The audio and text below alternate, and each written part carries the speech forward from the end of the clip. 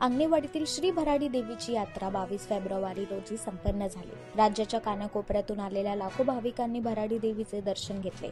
जत्रेच्या निमित्ताने व्यावसायिकांद्वारे हॉटेल, गृहोपयोगी साधने, कपडे, भांडी, खेळाचे साहित्य, मालवणी खाजा, शीतपेय असे शेकडो स्टॉल उभारण्यात आले होते।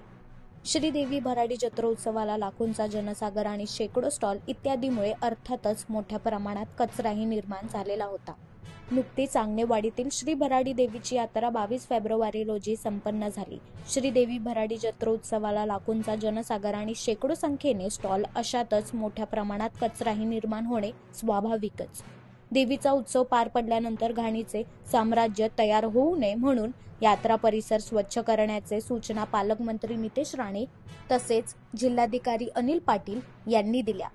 या स्वच्छता मोहिमेत मालवण नगर परिषद, सावंतवाडी नगर परिषद, वेंगुर्ला नगर परिषद, कणकवली नगर पंचायत, देवगड जामसंडे नगर पंचायत व कुडाळ नगर पंचायतचे एकूण 45, नगर विकास विभागाकडून एकूण 7 घंटा गाड्या कचरा वाहतुकीसाठी देऊ केल्या होत्या।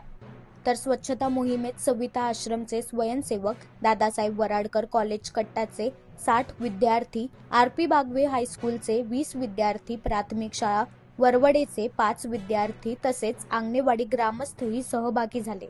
स्वच्छता मोहिमेत जवळपास 5 टनपेक्षा जास्त कचरा संकलित करण्यात आला असून मंदिर परिसर स्वच्छ करण्यात आला आहे।